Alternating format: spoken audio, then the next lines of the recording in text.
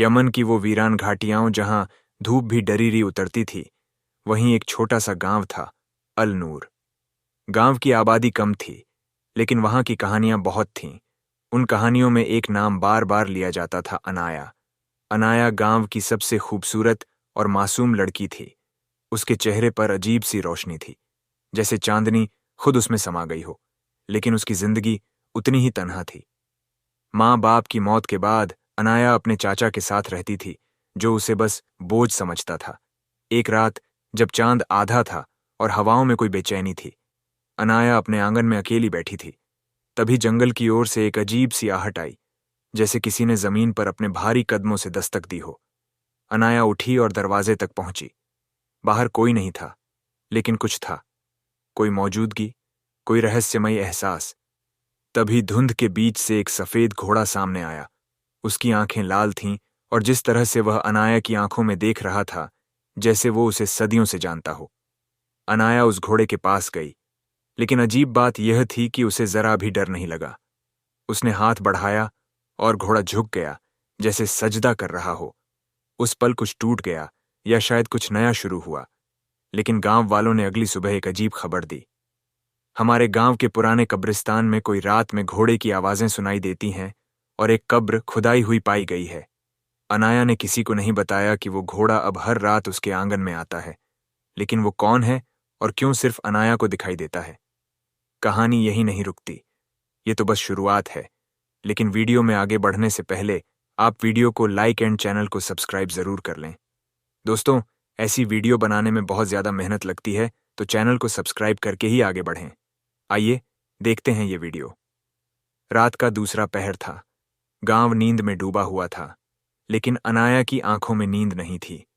सफेद घोड़ा फिर आया था, उतना ही रहस्यमय, उतना ही शांत। लेकिन उसकी आंखों में आज कुछ और था, एक बुलावा। अनाया धीरे से अपने आंगन से बाहर निकली, चुपचाप। उसके कदम जैसे खुद ब खुद उस घोड़े के पीछे बढ़ते जा रहे थे। घोड़ा कुछ दूर चलकर मुड़ता, अनाया को देखता, फिर आगे बढ़ता। वो रास्ता गांव के बाहर की उस जंगल की ओर जाता था, जहां बच्चे तक खेलने नहीं जाते थे। जैसे जैसे वह जंगल गहराता गया, पेड़ों की सरसराहट और अजीब सी फुसफुसाहटें हवा में तैरने लगी। मगर अनाया डरी नहीं। घोड़ा उसे एक टेढ़े मेढ़े रास्ते से ले जाकर एक पुराने पत्थरों के ढेर के पास रुका। एक खंडहर। खंडहर पर कोई नाम नहीं था, बस दीवारों पर उभरी कुछ टूटी फूटी अरबी लिपियां थीं। घोड़ा वहां खड़ा हो गया और जमीन पर अपना खुर मारने लगा, जैसे उसे कुछ याद आ रहा हो। अनाया ने आगे बढ़कर दीवार को छुआ, और तभी जमीन थरथरा उठी। एक पत्थर हटकर नीचे की ओर खुला। वहां एक संकरा सीढ़ियों वाला रास्ता था, जो अंधेरे में उतरता जा रहा था। और तभी उस सीढ़ी से किसी के चलने की आवाज आई, लेकिन कोई ऊपर नहीं आया। उल्टा घोड़ा एकदम कांपने लगा और जमीन पर गिर गया, जैसे सदमे में हो। अनाया घबरा गई, लेकिन तभी दीवार पर लिखा एक शब्द चमकने लगा। अजराइल, मौत का फरिश्ता। घोड़े की आंखों से आंसू बह रहे थे। ये खंडहर क्या है? घोड़े का इस जगह से क्या रिश्ता है? और अजराइल का नाम यहां क्यों उभरा? घोड़ा अब भी जमीन पर गिरा पड़ा था। उसकी लाल आंखों से आंसू बह रहे थे, जैसे वह कुछ कहना चाहता हो, कुछ बताना चाहता हो, लेकिन लफ्जों में नहीं, सिर्फ खामोशी में। अनाया ने एक नजर उसे देखा और फिर उस गुप्त सीढ़ी की ओर बढ़ी, जो अब भी अंधेरे में उतरती जा रही थी। दिल की धड़कन तेज थी, लेकिन कदमों में हिचक नहीं थी। सीढ़ियों से नीचे उतरते ही ठंडी और नम हवा ने उसका स्वागत किया। वो जगह किसी पुरानी कब्रगाह जैसी थी, लेकिन यहां कुछ अलग था। दीवारों पर जलती मशालें, लेकिन किसने जलाई? यहां तो कोई नहीं था। चलते चलते अनाया एक बड़े हॉल में पहुंची। वहां एक पुराना पत्थर का मकबरा था, पूरी तरह धूल से ढंका हुआ। उसके चारों ओर अरबी में कुछ लिखा था, जो नींद में नहीं मरा, वो मोहब्बत में जागा। अनाया का दिल सिहर उठा। उसने जैसे ही मकबरे पर हाथ रखा, एक तेज हवा चली और एक औरत की आवाज गूंज उठी, तू वापस क्यों आई अनाया? तेरा वादा अधूरा है। अनाया चौंकी। वो आवाज उसे जानती थी, लेकिन याद नहीं आया। कहां से? कब? फिर अचानक मकबरे के पत्थर खिसकने लगे और अंदर से एक चमकीली रोशनी बाहर निकलने लगी। उस रोशनी में एक साया उभरा, एक जवान लड़का, राजसी कपड़ों में, आंखें गहरी लेकिन उदास। उसने अनाया की तरफ देखा और मुस्कुराया। तुम आ गई आखिरकार। लेकिन तभी ऊपर की सीढ़ियों से जोर की आवाज आई, जैसे किसी ने उस रास्ते को बंद कर दिया हो। अनाया। अब उस रहस्यम अनाया ने उसका हाथ थामा। पूरी दुनिया जैसे हिल गई। हवा रुक गई। मकबरे की दीवारें घूमने लगीं। मशालें बुझ गईं। जमीन कांपने लगी और अचानक अंधेरा। जब अनाया ने आंखें खोलीं, वो अब उस पुराने खंडहर में नहीं थी। उसके सामने एक बड़ा महल था, सोने और संगमरमर से, पहरेदार घोड़े और हर ओर शाही रौनक। वो अब अलनूर गांव नहीं था। यह यमन का एक पुराना साम्राज्य था। सल्तनत ए नूर साल 1137 हिजरी, और अनाया अब महल की राजकुमारी थी। लेकिन वह अकेली नहीं थी। उसके बगल में वही राजकुमार खड़ा था जो अब इंसान नहीं, घोड़े की आत्मा था। उसका नाम था हयाल। तुम मुझे भूल गई अनाया, हयाल बोला, लेकिन मैंने इंतजार किया, हर जन्म, हर वक्त, हर ख्वाब में। अनाया अब समझने लगी कि उसकी आत्मा इस समय से जुड़ी है, हयाल से जुड़ी है। लेकिन तभी महल के अंदर एक अजीब चीख गूंजी। सभी रुक गए। एक सैनिक दौड़ता हुआ आया और बोला, शहजादी अनाया के बाप सुल्तान जहीर को किसी ने झड़ दे दिया है। हयाल की आंखें सख्त हो गईं। फिर से वही सब शुरू हो रहा है। उसने फुसफुसाया। अब अनाया को सिर्फ अपने अतीत से नहीं, बल्कि एक बार फिर से अपने भाग्य से लड़ना था। महल में कोहराम मचा था। सुल्तान जहीर जमीन पर बेसुध पड़े थे, होठों पर झाग और आंखें खुली की खुली। वैद्य ने ऐलान किया, झड़ दिया गया है, मगर यह इंसानी जहर नहीं है, इसमें जिन्नात की बह है। अनाया को जैसे बिजली सी लगी। जिन्नात, उसने धीमे से दोहराया। हयात, जो अब एक नौजवान शहजादे के रूप में उसके साथ खड़ा था, गंभीर हो गया। यह सब फिर से शुरू हो गया है अनाया। क्या?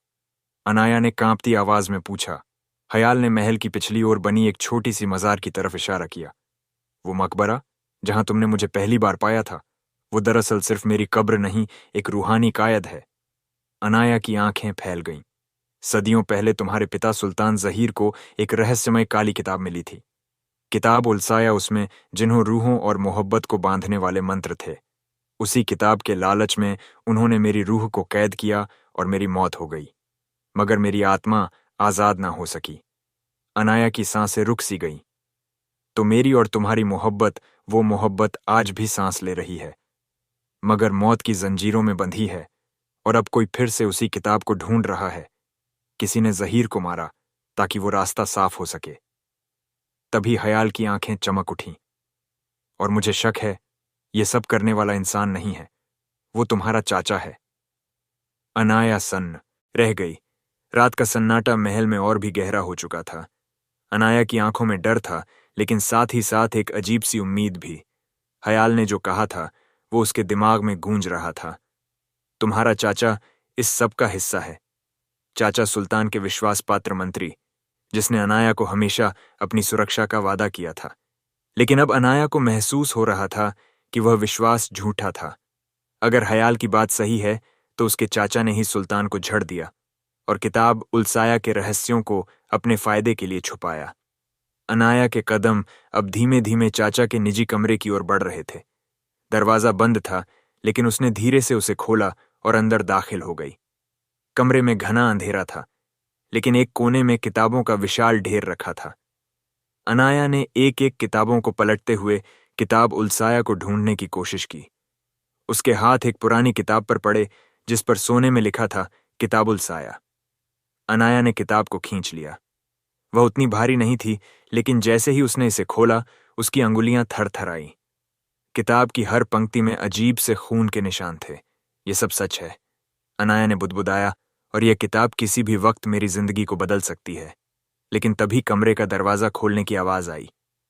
तुम चाचा की आवाज गूंज उठी। तुमने मेरी सबसे बड़ी गलती देख ली। अनाया की धड़कन तेज हो गई। तुमने मेरे पिता को मारा? अनाया ने गुस्से से पूछा, लेकिन उसका गला सूखा हुआ था। चाचा ने धीरे से कदम बढ़ाए और कहा, मैंने कोई गलती नहीं की। अनाया, तुम नहीं समझोगी।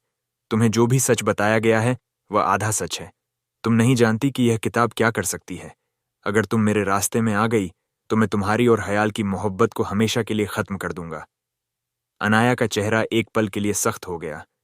मुझे कोई फर्क नहीं पड़ता, उसने कहा। मैं जानती हूं कि तुमने हयाल को कैसे जकड़ा। तुमने उसके साथ जो किया, मैं वह किसी कीमत पर सहन नहीं करूंगी। चाचा का चेहरा धीरे धीरे डर से कांपने लगा, और उसकी आंखों में वह हिंसा झलकने लगी जो उसने कभी अनाया से नहीं दिखाई थी। तुम नहीं समझ रही हो अनाया, उसने तीखी आवाज में कहा। ये किताब हमारे लिए नहीं, पूरी दुनिया के लिए है, और अगर तुमने इसे जलाने की कोशिश की तो वह शक्ति तुम्हें और हयाल को निगल जाएगी। अनाया की आंखें तमतमा उठीं और उसका हाथ किताब के ऊपर था, लेकिन अचानक एक हल्की सी हवा आई, जैसे किसी ने गहरी सांस ली हो। अनाया, ये आवाज बिल्कुल हयाल की थी। वो आवाज उस किताब से निकलकर सीधे उसके कानों में गूंजी। उसका दिल जोर से धड़कने लगा और एक अजीब सी हलचल पूरे महल में महसूस होने लगी। ये क्या था? अनाया ने घबराकर चाचा की तरफ देखा। क्या तुमने सुना? उसने फिर पूछा। उसकी आवाज में डर था, लेकिन साथ ही एक आशंका भी।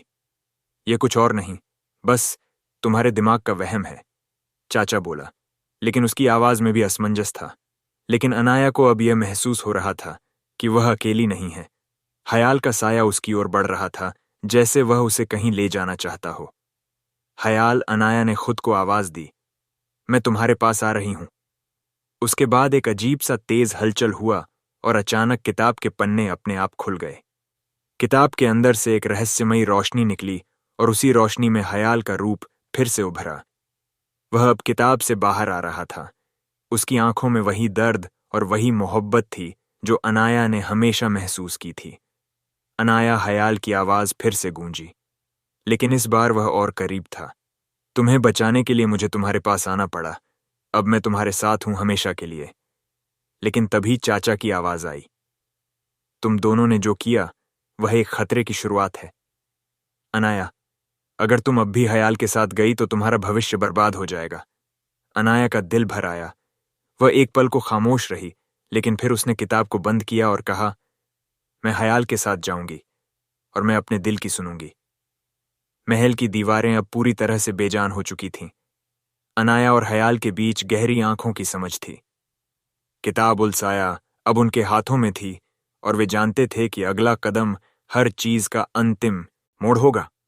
चाचा का खतरा सिर्फ उनके परिवार तक सीमित नहीं था, बल्कि पूरे साम्राज्य और शायद खुद अनाया और हयाल के अस्तित्व को भी मिटा सकता था। तुम जानते हो क्या हो रहा है? अनाया ने हयाल से पूछा। उसकी आवाज में चिंता और हिम्मत का एक अजीब मिश्रण था। हयाल ने धीरे से सिर हिलाया और कहा, अगर हम इस किताब को सही जगह तक नहीं ले गए तो न केवल हम, बल्कि यह सारी दुनिया भी उस ताकत से नष्ट हो जाएगी जिसे किताब में छिपा दिया गया था। ताकत? अनाया ने झिझकते हुए पूछा। कौन सी ताकत? हयाल ने आंखें बंद की और एक गहरी सांस ली। यह ताकत वह रूहानी शक्ति है जो इस दुनिया से बाहर है। एक रूह जिसे महल के नीचे की गुफा में बंद किया गया था और जिसे किताब की मदद से कैद किया गया था। इस रूह के जागने से सब कुछ खत्म हो सकता है। अनाया की धड़कन तेज हो गई। तो हमें उस गुफा तक पहुंचना होगा। हाँ, ख्याल ने कहा, अगर हम उस रूह को जागने से रोकने में सफल होते हैं तो हम अपने भविष्य को बचा सकते हैं। दोनों महल के गुप्त रास्तों से होते हुए एक अंधेरे मार्ग की ओर बढ़े। रास्ता संकरा और कच्चा था और चारों ओर सन्नाटा छाया हुआ था। अचानक अंधेरे में किसी के चलने की आवाज सुनाई दी। एक साया उनकी ओर बढ़ रहा था। अनाया ने डरते हुए देखा, लेकिन हयाल ने उसे शांत किया। यह सिर्फ गुफा की रहस्यमयी आत्माएं हैं, उसने कहा। हमें डरने की जरूरत नहीं है, हम सही रास्ते पर हैं। वे दोनों एक गहरी गुफा के मुहाने पर पहुंचे। गुफा का अंदरूनी हिस्सा इतना अंधेरा था कि कुछ भी साफ दिखाई नहीं दे रहा था, लेकिन हयाल ने एक चमकती हुई बूंद निकाली और उसकी रोशनी ने गुफा के अंदर की राह को प्रकाशित किया। जैसे जैसे वे गहरे अंदर बढ़े, अनाया ने महसूस किया कि कोई शक्ति उन्हें घेरने लगी है। चारों ओर हवाओं की सरसराहट और किसी पुराने समय की गूंज सुनाई दे रही थी। अचानक गुफा के अंदर से एक जोरदार आवाज गूंज उठी, तुम लोग वापस जाओ, तुम दोनों के आने से बहुत कुछ बदल जाएगा। यह आवाज किसी इंसान की नहीं, बल्कि एक पुरानी रूह की थी। उसकी आवाज में गहरी चेतावनी और खौफ था। अनाया और हयाल दोनों ही रुक गए और हयाल ने बारीकी से जवाब दिया, हम वापस नहीं जा सकते, हमें वही करना है जो सही है।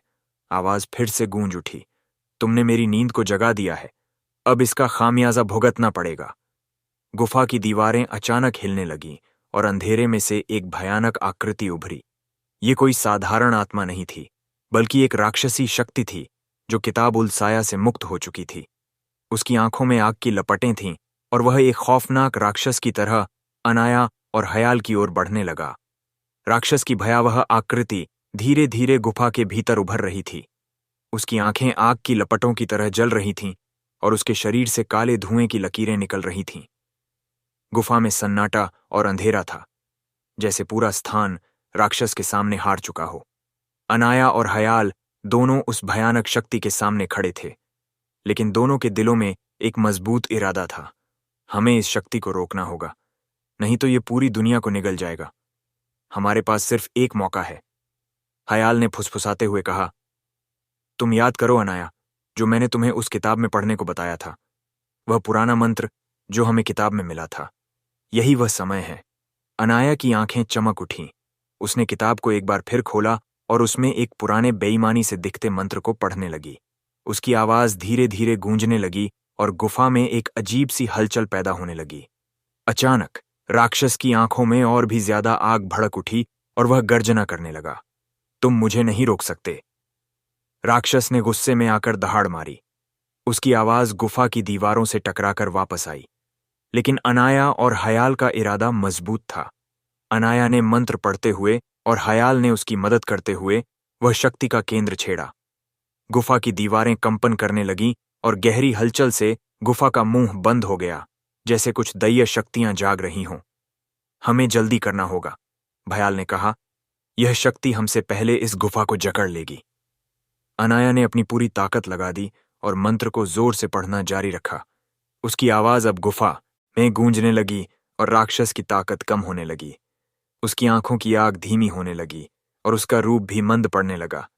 लेकिन तभी राक्षस ने एक आखिरी बार कोशिश की और पूरे गुफा को अपनी तानाशाही में झुका दिया। उसकी देह से खौफनाक चीखें निकलने लगीं। तुम लोग नहीं समझ रहे हो। राक्षस की आवाज अब चिल्लाहट में बदल चुकी थी। मैं वही शक्ति हूं जिसे कभी भी छुड़ाया नहीं जा सकता। अनाया और हयाल ने एक साथ मंत्र का उच्चारण करना जारी रखा। अचानक राक्षस की आकृति हवा में विलीन हो गई और गुफा में गहरी सन्नाटा छा गया। सब कुछ शांत हो गया। जैसे ही गुफा में फिर से शांति आ गई, अनाया और हयाल ने राहत की सांस ली।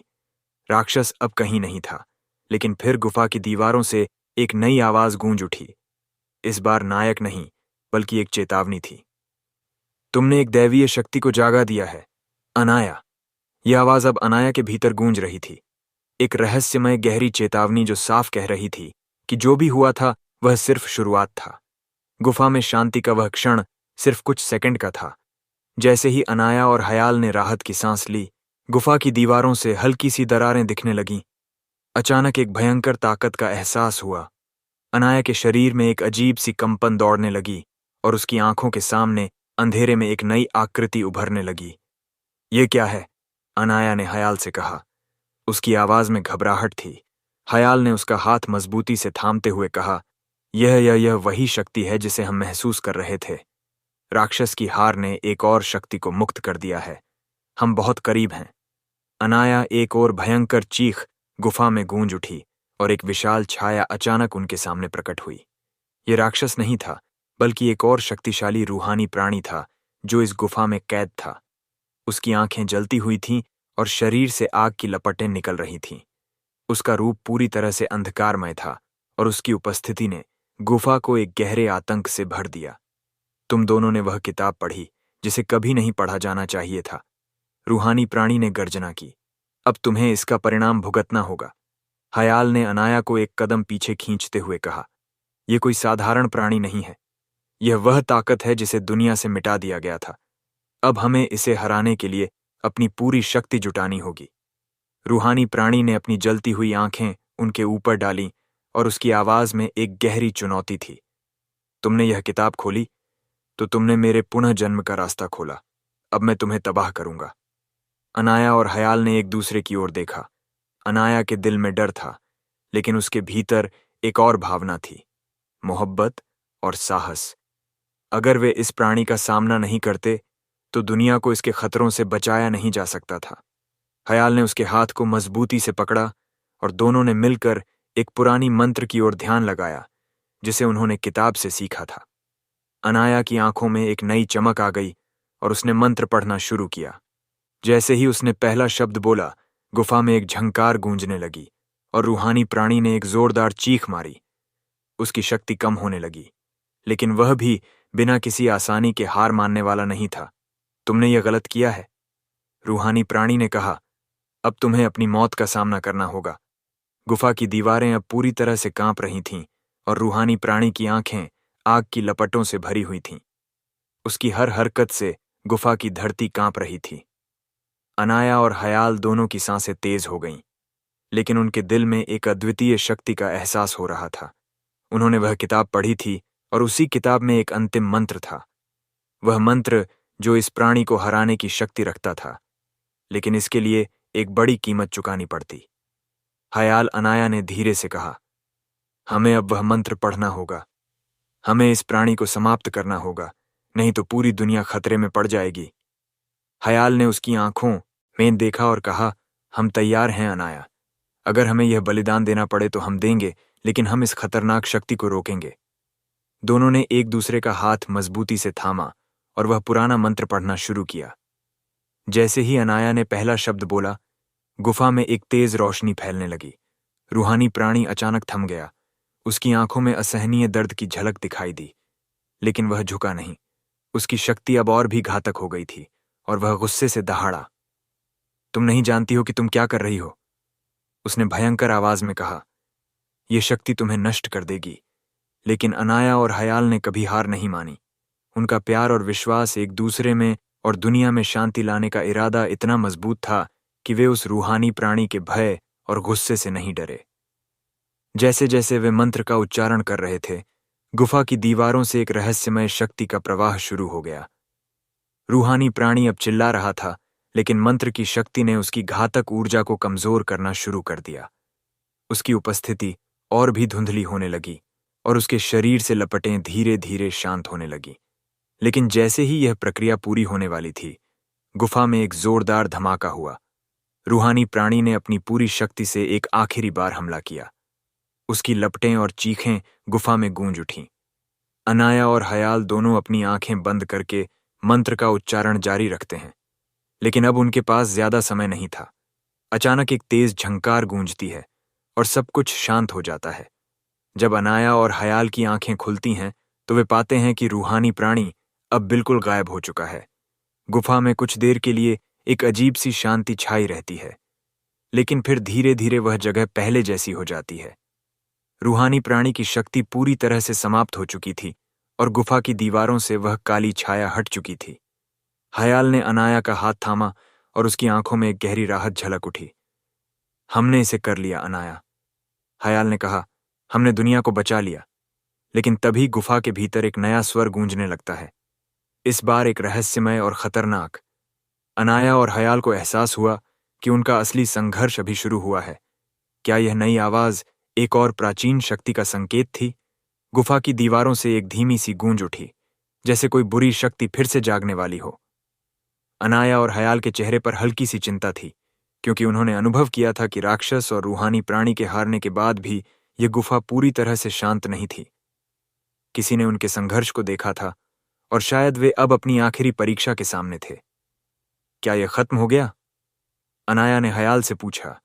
उसकी आवाज में घबराहट थी। नहीं, हयाल ने संजीदगी से कहा, हमने सिर्फ एक राह को बंद किया है, लेकिन यहां कुछ और है जो हमें अभी सामना करना होगा।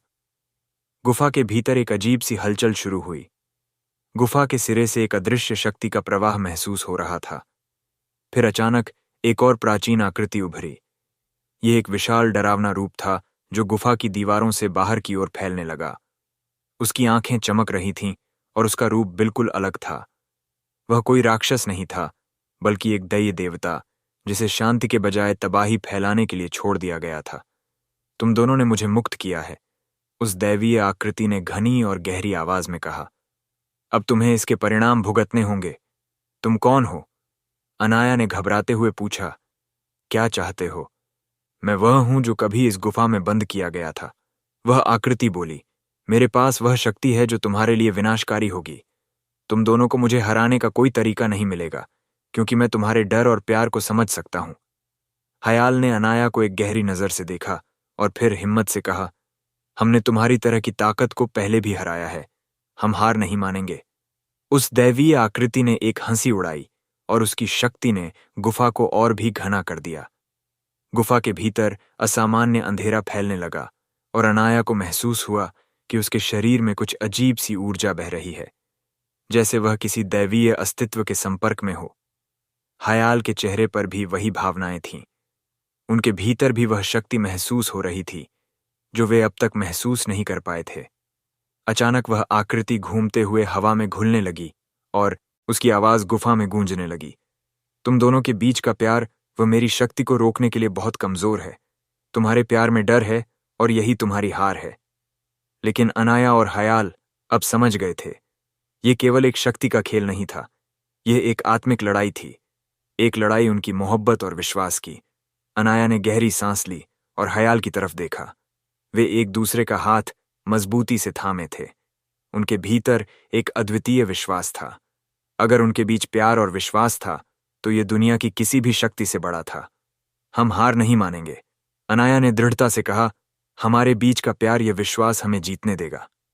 हयाल ने उसकी आंखों में देखा और फिर दोनों ने एक साथ उस दैवीय आकृति की ओर देखा। वे दोनों अब पूरी तरह से एकजुट थे और उनकी शक्ति अब एक दूसरे के साथ मिलकर बहने लगी। जैसे ही दोनों ने अपनी ताकत का समन्वय किया, गुफा में अचानक एक जोरदार विस्फोट हुआ और उस दैवीय आकृति की ताकत कमजोर पड़ने लगी।